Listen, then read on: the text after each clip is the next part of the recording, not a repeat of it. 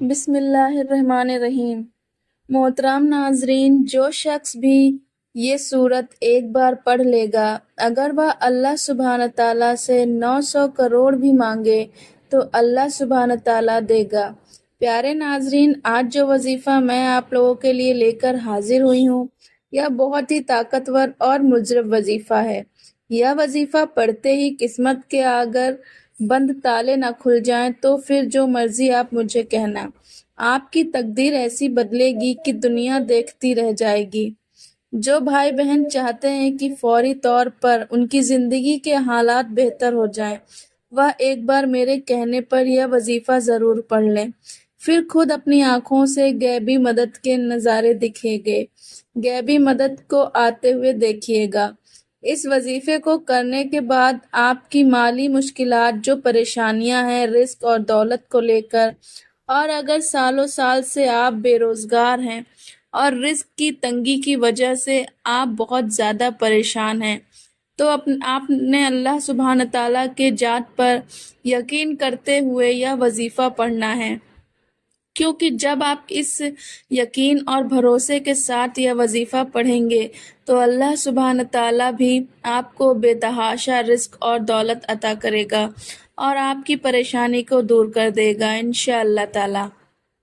اس وظیفے کو آپ کسی بھی وقت پڑھ سکتے ہیں، کسی بھی نماز کے بعد پڑھ سکتے ہیں، پورا دن پوری رات موجود ہے۔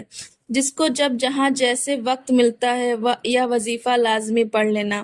ناظرین، دھیان رکھیے گا کہ کوئی کمی، کوتاہی، لاپرواہی آپ مت کرنا۔ تو چلیے ناظرین، اب اپنے وظیفے کو کرنے کے طریقوں کو سمجھ لیتے ہیں۔ اس سے پہلے آپ سبھی بھائیوں اور بہنوں سے چھوٹی سی گزارش ہے کہ ویڈیو کو جلدی سے لائک کر دیجیے۔ آپ کے ایک لائک سے ہماری حوصلہ افزائی ہوتی ہے، اور آپ نے چینل کو ابھی تک سبسکرائب نہیں کیا تو فوراً سے سبسکرائب کر لیجیے، کیونکہ ہم ہر روز آپ کے لیے آپ کے ہی ضرورت کی ویڈیوز لاتے رہتے ہیں۔ تو ناظرین، سب سے پہلے آپ اس وظیفے کو کسی بھی نماز کے بعد پڑھ سکتے ہیں۔ آپ فجر کے بعد پڑھ لیں یا ظہر کے وقت کر لیں، عصر مغرب میں پڑھ لیں، اور اگر آپ لوگ نماز تہجد کے فوراً بعد پڑھنا چاہیں تو اس وقت پڑھ سکتے ہیں۔ آپ چاہیں تو نماز کے کچھ دیر بعد سکون سے چلتے پھرتے یہ وظیفہ پڑھ لیں، کوئی اس میں پابندی نہیں۔ نماز پڑھنے کے فوراً بعد جا نماز پر بیٹھے بیٹھے یہ وظیفہ پڑھنا ہے۔ میرے وہ بھائی بہن جو اپنی پریشانی کو لے کر اس وظیفے پر، اس ویڈیو پر آئے ہیں، جن کو کئی سالوں سے پیسوں کا مسئلہ ہے، دولت کا مسئلہ ہے، وہ تمام میری بہن بھائی بڑی توجہ سے، بڑے غور سے اس ویڈیو کو ضرور دیکھیے۔ انشاءاللہ ازواجل دولت کے پیسوں کے آپ کے مسائل فوری طور پر حل ہو جائیں گے۔ آج آپ تمام بھائیوں اور بہنوں کو سورۃ الکوثر کا وہ خاص وظیفہ بتانے لگی ہوں کہ آپ لوگوں کی قسمت ایسی چمک جائے گی، آپ لوگ خود مجھے دعائیں دیں گے اور حیران رہ جاؤ گے۔ بس آپ نے ہر حال میں صبر اور اللہ سبحانہ تعالیٰ کا شکر ادا کرتے رہنا ہے۔ صبر اور شکر جیسے اوصاف ایک مومن مسلمان کی نشانی ہوتی ہے۔ مومن زندگی کے مشکل سے مشکل حال میں بھی صبر کا دامن اپنے ہاتھوں سے نہیں جانے دیتا، اور اپنے رب کے بتائے ہوئے اصولوں کے مطابق چلتے ہوئے اپنے ایمان کی حفاظت کرتا ہے۔ روزمرہ پیش آنے والے حالات خوشگوار بھی ہو سکتے ہیں اور نہایت برے بھی۔ ان دونوں حالاتوں میں ہمیں صبر اور شکر کا رویہ اختیار کرنا چاہیے، اور کوئی ایسا کام نہیں کرنا چاہیے جو ہمارے ایمان کی خرابی کی وجہ بنے۔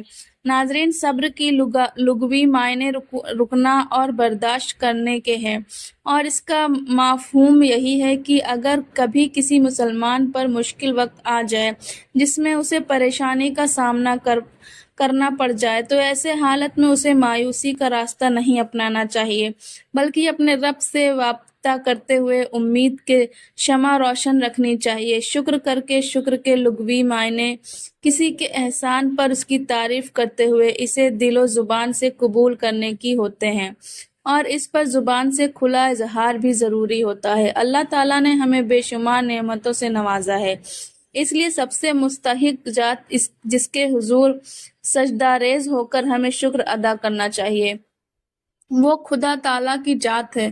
ہم مختلف طریقوں سے شکر ادا کر سکتے ہیں۔ ایک طریقہ تو یہ ہے کہ ہم اپنی زبان سے کلمات تشکر کو ادا کرنا۔ دوسرا طریقہ یہ ہے کہ ہم اپنے دلوں میں اللہ سبحانہ تعالیٰ کی عظمت کو یاد کر کے ان کی اطاعت کا احساس پیدا کریں۔ اپنے آپ کو اور اپنی زندگی کو اللہ سبحانہ تعالیٰ کے بتائے ہوئے اصولوں کے مطابق ڈھالتے ہوئے اللہ سبحانہ تعالیٰ کے احکامات پر عمل کریں۔ قرآن میں شکر ادا کرنے پر بے حد تاکید کی گئی ہے، اور جو لوگ شکر ادا کرتے ہیں ان کے مقدر میں فرائی اور فراوانی لکھ دی جاتی ہے۔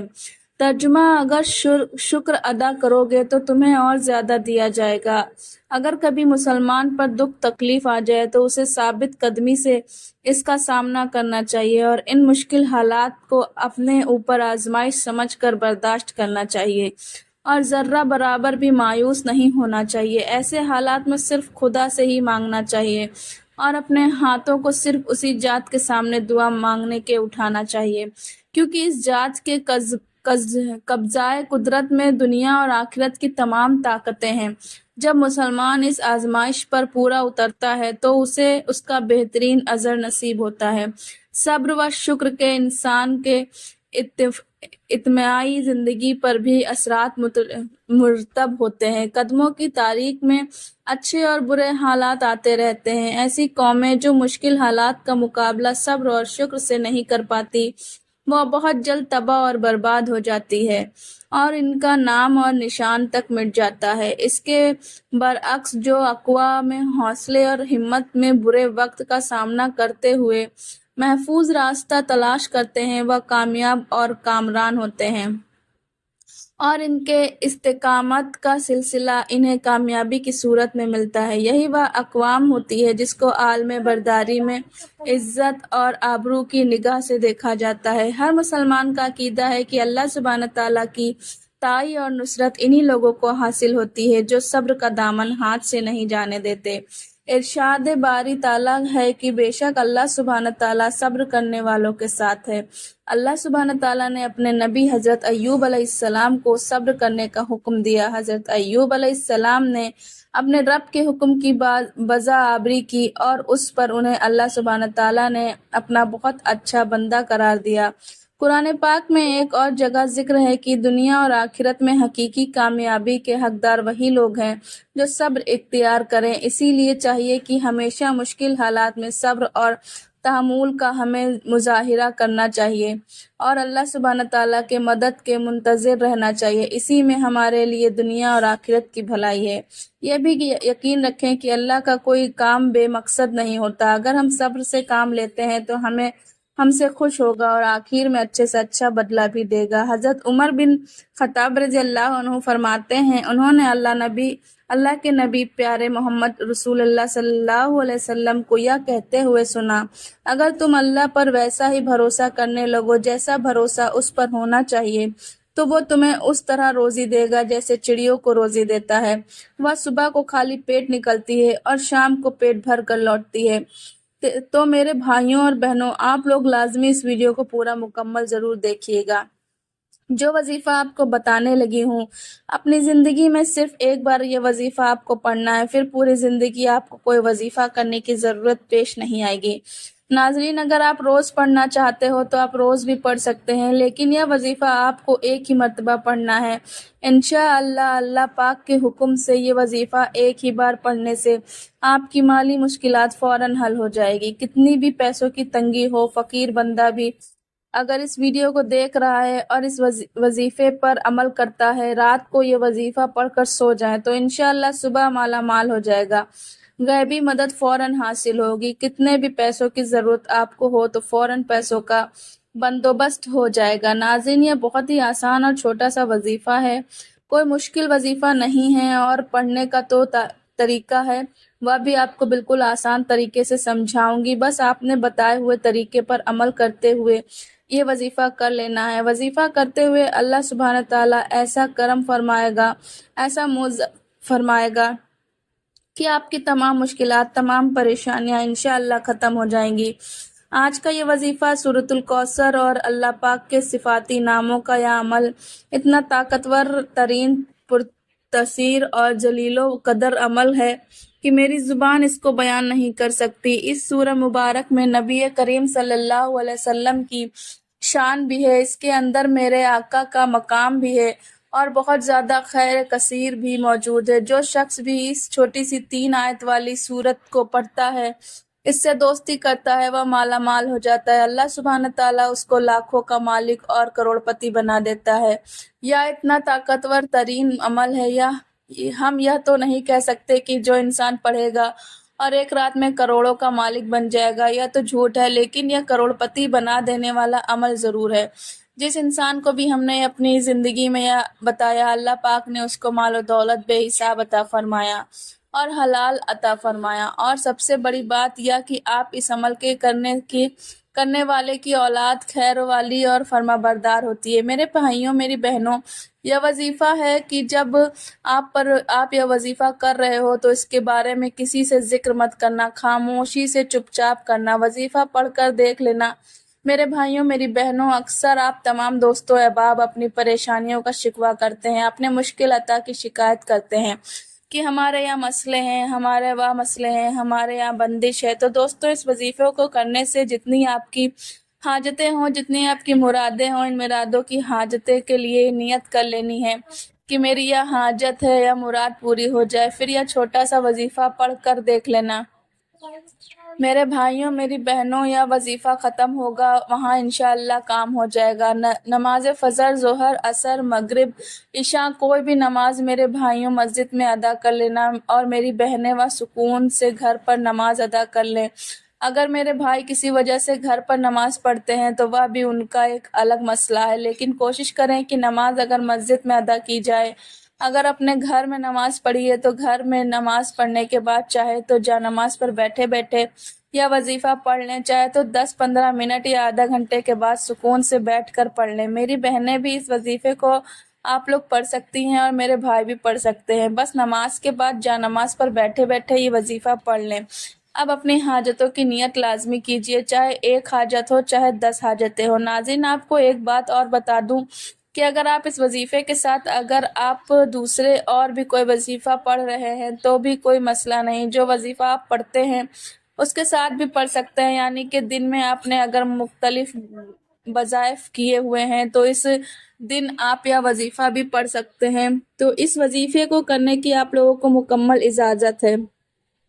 آج کے اس خاص عمل کی طرف چلتے ہوئے تو میں آپ لوگوں کو بتا دوں کہ آپ مصلی پر بیٹھ جائیں، حضرت محمد مصطفیٰ صلی اللہ علیہ وسلم کی ذات مبارک پر درود پاک پڑھنا ہے۔ جو درود پاک آپ کو یاد ہو، لیکن بہتر ہوگا آپ نماز میں پڑھی جانے والی درود ابراہیم کو پڑھیں۔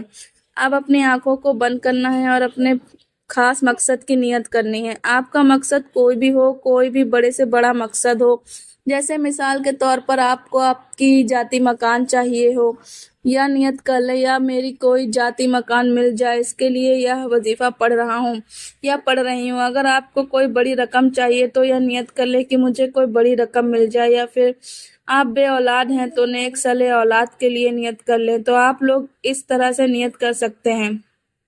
اب آپ نے اعوذ باللہ من الشیطان الرجیم بسم اللہ الرحمن الرحیم کے ساتھ اس وظیفے کی شروعات کریں۔ اب سب سے پہلے نمبر پر جو وظیفہ آپ نے پڑھنا ہے وہ وظیفہ سورۃ الکوثر کا وظیفہ ہے۔ الحمدللہ، سورہ کوثر ہر کسی کو زبانی آتی ہے۔ سورہ کوثر سے اگر آپ کے کاروبار میں نظر بد، حسد، جادو، جنات کے اثرات ہیں، اس کی اولاد پر جادو جنات کے اثرات ہیں، آپ کے گھر میں شیاطین اور زمینی آفات ہے، سورہ کوثر جس گھر میں پڑھی جاتی ہے اس گھر کو وہ دولت والا بنا دیتی ہے، اس گھر کے کونے کونے سے غربت کا، تنگستی کا نام و نشان تک مٹا دیتی ہے۔ سورہ کوثر کی تلاوت آپ لوگوں نے بسم اللہ الرحمن الرحیم کے ساتھ ہی کرنی ہے، یعنی کہ بسم اللہ شریف کے ساتھ آپ نے سورہ کوثر پڑھا، پھر فوراً بعد ہی پڑھنا ہے، یا گنی یوں اس طرح سے آپ نے اپنے ہاتھوں کی انگلیوں پر پڑھ لیں یا پھر تسبیح کے دانوں پر پڑھ لیں۔ آپ نے صرف اور صرف 11 مرتبہ پڑھنا ہے۔ جب پہلے نمبر پر آپ لوگ سورۃ الکوثر کو 11 بار اچھی طرح یا گنیوں کے ساتھ پڑھ لیں۔ اب دوسرے نمبر پر جو وظیفہ آپ نے پڑھنا ہے، یہ وظیفہ بھی بہت آسان سا ہے۔ دوسرے نمبر پر آپ نے پھر سورۃ الکوثر کو ہی پڑھنا ہے، ویسے ہی بسم اللہ شریف کے ساتھ سورہ کوثر کو مکمل پڑھیں۔ پھر فوراً بعد آپ نے یا رزاقو کہنا ہے۔ اس ترتیب سے آپ نے اس کو بھی صرف اور صرف 11 بار پڑھنا ہے۔ جب 11 بار آپ لوگ اس کو پڑھ لیں، پھر آپ لوگوں نے اس کے بعد پھر دوبارہ تیسرے نمبر پر بسم اللہ الرحمن الرحیم کے ساتھ سورہ کوثر کو مکمل پڑھنا ہے۔ پھر فوراً بعد یا کریمو کہنا ہے۔ اس وظیفے کو بھی آپ نے صرف اور صرف 11 بار پڑھ لیا۔